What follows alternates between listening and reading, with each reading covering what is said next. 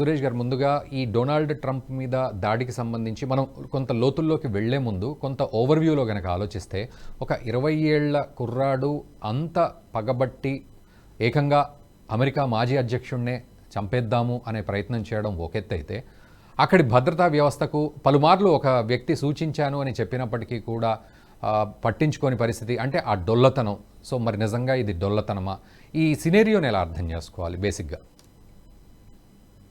Basically ఏంటంటే అమెరికాలో ఒక గన్ కల్చర్.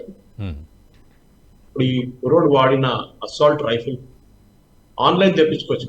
ఓకే, ఆలోచించండి. ఒక కుర్రోడు ఈ అసాల్ట్ రైఫిల్ వాడిన ఆన్లైన్ తెప్పించుకుంటాడు. ఆలోచించి దీనికన్నా పెద్ద ప్రాబ్లం ఎక్కడ. అట్లా ఇంకోటి ఏంటంటే సెకండ్, అక్కడ కల్చర్ తో సహా ఇక్కడ సీక్రెట్ సర్వీస్ మీద చాలా ప్రెషర్. మన దగ్గర ఉన్న ఎస్పీజీ లాగా ప్రైమ్ మినిస్టర్ గార్డ్ చేసి స్పెషల్ ప్రొటెక్షన్. కానీ మన దగ్గర ఏం చేశారంటే సోనియా గాంధీ టైంలో సోనియా గాంధీ అండ్ ఫ్యామిలీ వాళ్ళకి స్పెషల్ ప్రివిలేజ్ ఇచ్చారు, ఎస్పీజీ ప్రొటెక్షన్. అంటే అది ఎవరు చేయించారు? ఆమె రాసుకున్నది, ఆమె పాస్ చేసుకుంది, ఆమె రూల్ పెట్టింది. Actually it is meant only for prime ministers and former prime ministers demitting office in 5 years. అంటే మీరు ప్రధానమంత్రిగా ఉండి 5 సంవత్సరాల దాకా మీరు, దాని తర్వాత ప్రధానమంత్రి కాకపోయిన తర్వాత మీరు ఆఫీస్ డిమిట్ చేసిన తర్వాత 5 సంవత్సరాల దాకా మీకు ఆ protection.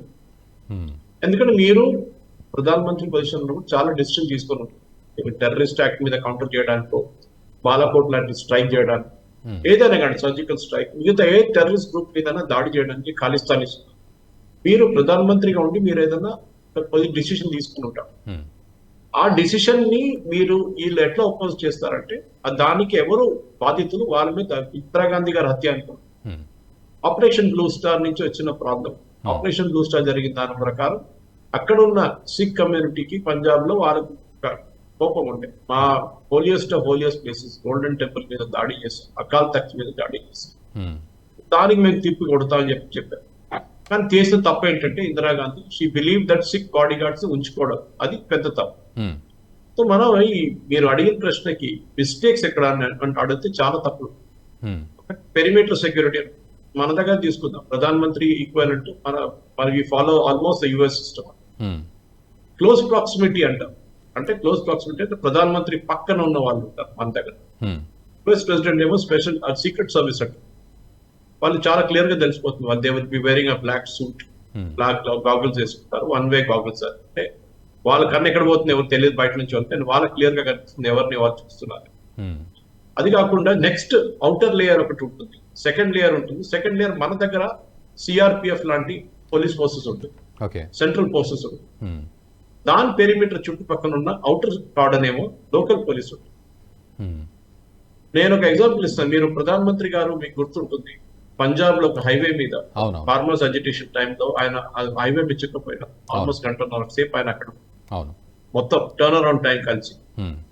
That is the biggest security threat. ఎందుకంటే నాట్ ఫ్రమ్ అక్కడ ఇమీడియట్ ఎవరు వచ్చి కాల్పడ జరపడం కాదు, అక్కడి నుంచి పాకిస్తాన్ బార్డర్ చాలా దగ్గర. పాకిస్తాన్ తెలిసి వాళ్ళకి మిసైల్ ఫైల్ చేస్తే అదే మోదీ గారి కార్ మీద వచ్చి పడుతుంది ఈజీగా. తర్వాత వాళ్ళు చెప్తారు మాకు తెలియదు ఎవడు కొట్టాడో ఏం చేశాడు నాకు తెలియదు అని చెప్తారు, కానీ ఇట్ కూడా హ్యాపెన్. సో దాని ప్రకారం దాని తర్వాత ఒక సెక్యూరిటీ రివ్యూ జరిగింది. దాంట్లో చాలా తప్పులు వీళ్ళు కనిపెట్టారు. అంటే మెయిన్లీ లోకల్ పోలీస్, ఇప్పుడున్న పంజాబ్ పోలీస్ చేసిన తప్పు. వాళ్ళు చేసింది కూడా కాదు, వాళ్ళ గవర్నమెంట్ చేయించింది. గవర్నమెంట్ వాళ్ళని చెప్పారు మీరు ప్రొటెక్షన్ చేయకూడదు, మీరు ఇది చేయకూడదు, మీరు ఫార్మర్ వాళ్ళకేం కావాలంటే ఫార్మర్ మీద ఫైరింగ్ చేయాలి. కానీ ఈ ఘటన యుఎస్ జరిగిన డొనాల్డ్ ట్రంప్ జరిగిన ఈ దాడికి చాలా క్లియర్ గా ఒక సెక్యూరిటీ ఫెయిలియర్ ఎక్కడ వచ్చింది అంటే, వన్ అవుటర్ పెరిమీటర్ సెక్యూరిటీ. అంటే అది FBI, అది మన స్పెషల్ ప్రొటెక్షన్ గ్రూప్ వాళ్ళ అక్కడ ఉన్న సీక్రెట్ సర్వీస్ కింద రాదు. అక్కడ లోకల్ పోలీస్ ఉంటారు, వాళ్ళు చూసుకుంటారు. కానీ అక్కడ కొంతమంది అన్నారు నిన్న కూడా, దట్ ఈయన పైకి ఒక రైఫిల్ తీసుకొని ఎక్కుతున్నప్పుడు అక్కడ లోకల్ చెప్పారంట పోలీసు వాళ్ళకి, చూడండి ఎవడో పైకి వెళ్తున్నాడు అని చెప్తే వాళ్ళు కొంచెం రైట్ తీసుకున్నారు. ఎందుకంటే అక్కడ నేను చెప్పిన గన్ కల్చర్ కామన్ కల్చర్, వాడేదో షికార్కి వెళ్తున్నాడేమో అనుకుని ఉంటారు వాళ్ళు. కానీ ఒక యుఎస్ ప్రెసిడెన్షియల్ క్యాండిడేట్, అటు ఫార్మర్ యుఎస్ ప్రెసిడెంట్ ఉన్నప్పుడు మీకు ఈ అవుటర్ పెరిమీటర్ సెక్యూరిటీ కూడా చాలా ఇంపార్టెంట్. దానికోసం మీరు చూస్తుంటారు మన మోదీ గారు అటెండ్ చేస్తున్న ప్రోగ్రామ్స్ కానీ, భారతదేశంలో ఎవరైనా ఇప్పుడు రాహుల్ గాంధీ కానీ సోనియా గాంధీ ఇలాంటి విఐపి ప్రొటెక్టీస్ ఏం చేస్తారంటే సైడ్ వాల్స్ ఉంటుంది. సైడ్ వాల్స్ ఎందుకు పెడతారంటే పక్క నుంచి ఈ సైడ్ ఆ సైడ్ నుంచి ఎవరు దాన్ని వాళ్ళ విజువల్ గా యాక్సెస్ చేయలేరు. ప్రధానమంత్రి ఏం మాట్లాడు Hmm. ఉంటది ఒకటే.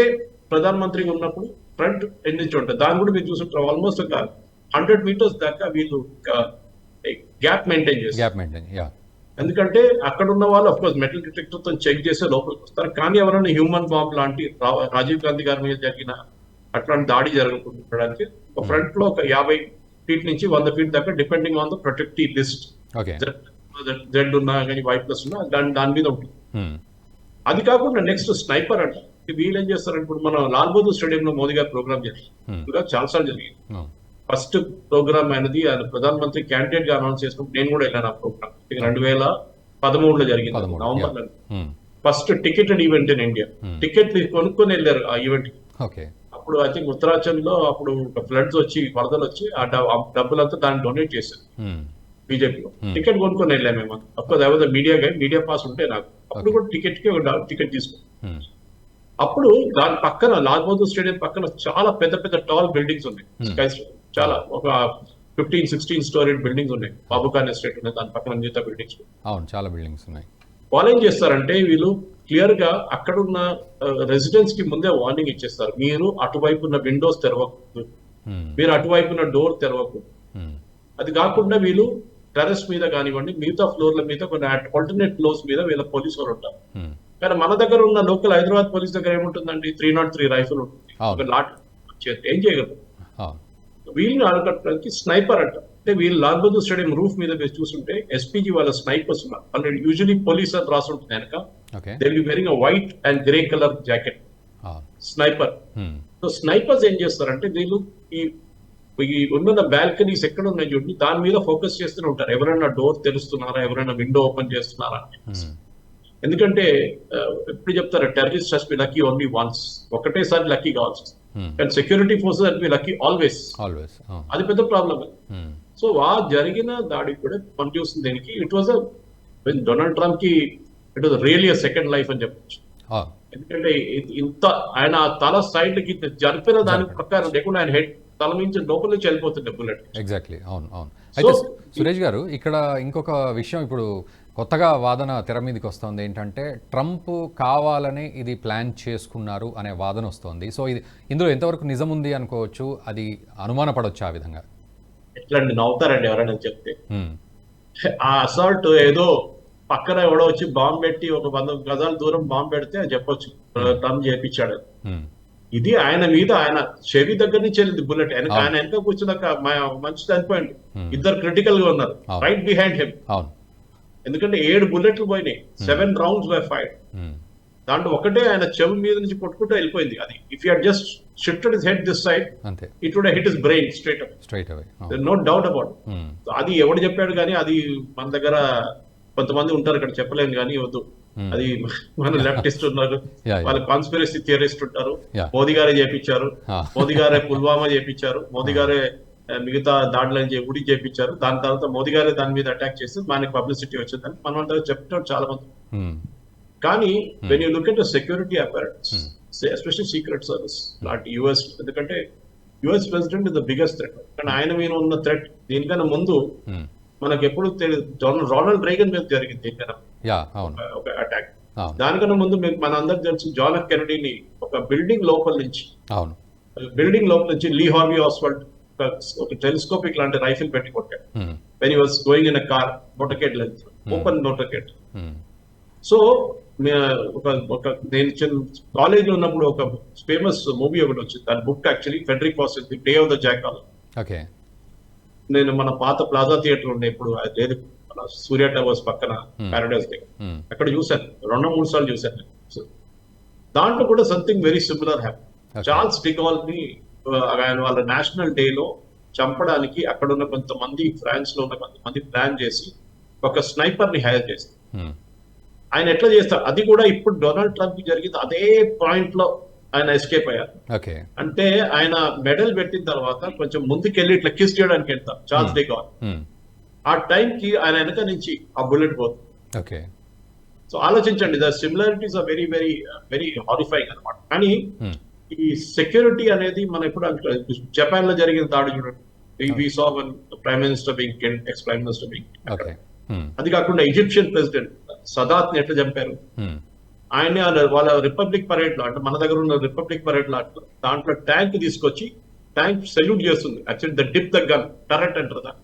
మన దగ్గర కూడా చూస్తాం, మనం రాష్ట్రపతి దగ్గర వచ్చినప్పుడు టరెట్ కిందకు దింపుతారు.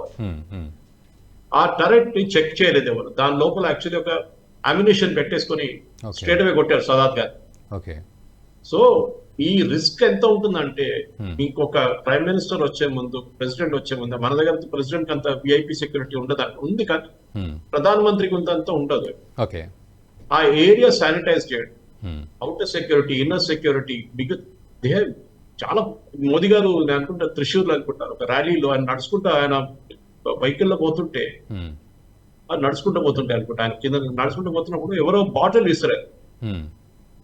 బాటిల్ తర్వాత మొబైల్ విసిరారు, అది తెలియకుండా వచ్చింది అనుకుంటా మొబైల్. అదే ఎవరో ఫ్లవర్స్ ఇచ్చిన ఫ్లవర్ తో పాటు మొబైల్ కూడా పోయింది. కానీ ఎస్పీజీ వాళ్ళు అది బిఫోర్ ఇట్ ల్యాండెడ్ వాళ్ళు పట్టుకున్నారు దాన్ని. వాళ్ళ రియాక్షన్ టైం నిన్న కూడా secret service agents Donald Trump మీద బుల్లెట్ తాకి ఆయన కింద కూర్చున్నప్పటికీ 7 సెకండ్ లోపల వాళ్ళు దేవర్ కవరింగ్ హిమ్. 7 సెకండ్స్ ఆ రియాక్షన్ టైం. వాళ్ళ దాంట్లో ఒకటే ప్రాబ్లం ఏంటంటే వాళ్ళు ప్రెసిడెంట్ వెనక నిలబడరు, వాళ్ళు కింద కూర్చొని ఉంటారు. సో ఆ second 2 seconds were lost in that.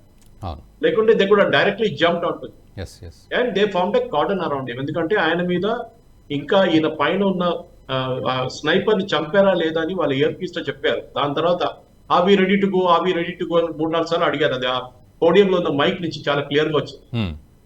Only when they got a clearance just you can go అని అప్పుడు వాళ్ళు ప్రెసిడెంట్ లేపి బయటికి తీసుకెళ్తారు. అక్కడ కూడా చిన్న తప్పు కూడా జరిగింది. డొనాల్డ్ ట్రంప్ ని చేయలేపడానికి వాళ్ళు పర్మిషన్ ఇచ్చారు. ఆ ఫేస్ వాస్ అన్కవర్డ్. ఇంకా ఎవరన్నా సెకండ్ స్నైపర్ ఉంటే he would have taken Donald Trump. కానీ అట్లాంటి చాలా పాసిబిలిటీస్ ఉందండి. మురళీ మనోహర్ గారు, ఈ వీడియో మీకు నచ్చినట్టయితే లైక్ చేయండి, 10 మందికి షేర్ చేయండి. అలాగే కామెంట్ల రూపంలో మీ అభిప్రాయాలను మాతో పంచుకోండి. Nationalist hub group of channels ను సబ్స్క్రైబ్ చేసుకుని తెలుగునాట జాతీయవాద జర్నలిజాన్ని ప్రోత్సహించండి. ఈ వీడియో కింద ఉన్న బెల్ ఐకాన్ పై క్లిక్ చేయడం మర్చిపోవద్దు.